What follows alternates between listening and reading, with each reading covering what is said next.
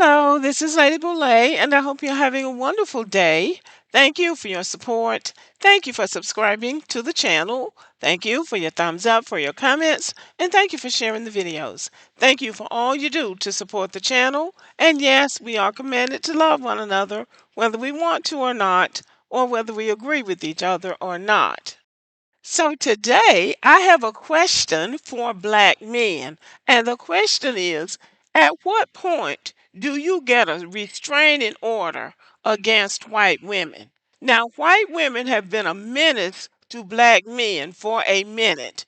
We could go back to Emmett Till. We could go back to the Scottsboro Boys. We could go back to Black Wall Street. We could go back to a number of tragedies that black men have suffered at the hands of white women, telling lies, being passive aggressive, and just trying to flex their authority over black men. And it's more of a problem for black men than it is for black women. So, when are you going to get a restraining order? When are you going to go to the police and say, these women are a problem?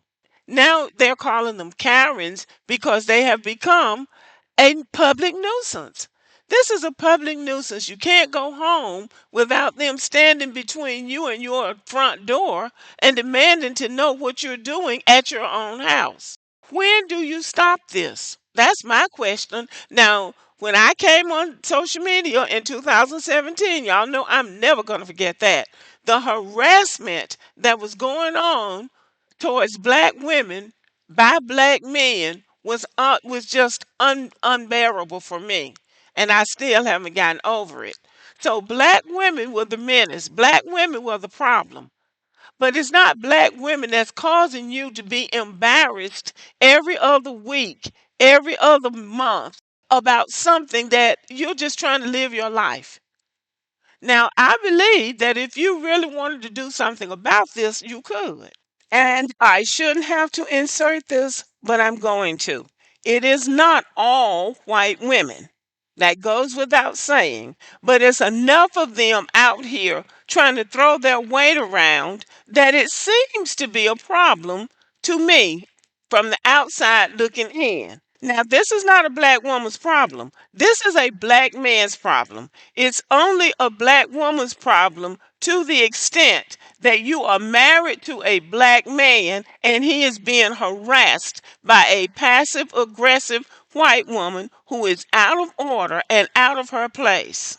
Now, the latest infraction by an out of order white woman came on TikTok last week or week before last. It was trending. And here's a little bit of that. We need to.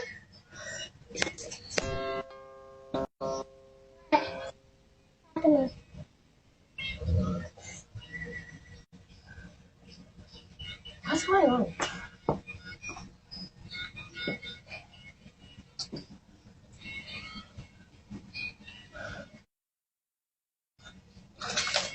Do you live here? Yeah. You do? Papa. Papa. I don't believe that. What? I don't believe that. So where are you going? Rory, come on. Rory, come on. Hey.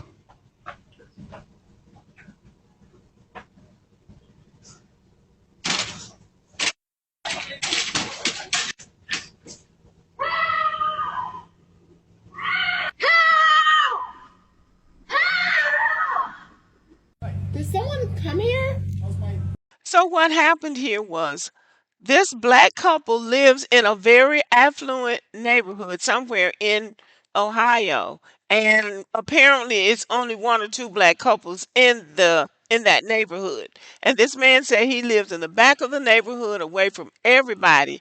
This white woman went out of her way to come to their house and ring their doorbell and accuse this man basically of stalking her.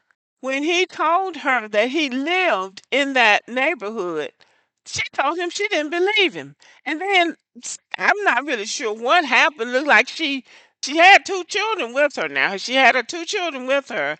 It looks like she abandoned the stroller and went screaming out into the night for help, screaming for help. This was to alert the neighbors that somebody had done something to her, apparently. Now, the man was on Shannon Sharp's podcast and said that he stayed in the house. His wife was the one that went to the door and questioned her about what she was doing there. And she was talking about the man that lived in the house. She said, "Well, that's my husband. He lives here." It's unclear what the white woman's motive was, other than to convey to them that they shouldn't be in that neighborhood. And so she's going to make an aggressive move toward this man. And then when it fell apart and the wife came up and said, basically, "What are you doing here?" Then she's going to go screaming out, crying, white girl tears. These things need to be pointed out. There needs to be a restraining order put against people like her. She pretended she didn't even know they lived in the neighborhood. The man says they've been living there for 2 or 3 years. She knew.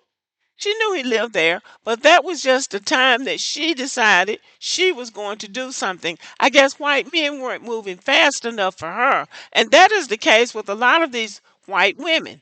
The white men don't move fast enough for them doing low down stuff to black people. So they take it up on themselves to do it because they know then that if all else fails, they can start crying and then everybody's going to feel bad and somebody's going to get punished.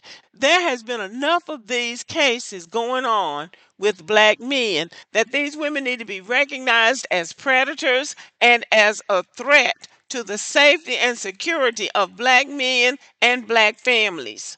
Now, I'm going to paraphrase something that Jason Black says, and I know some of y'all don't like Jason Black, but he tells the truth about some things, and that is that some of these black men would sacrifice anything for interracial sex with white women. But everybody is at risk when these women exhibit this passive, aggressive, and confrontational behavior because this is confrontational.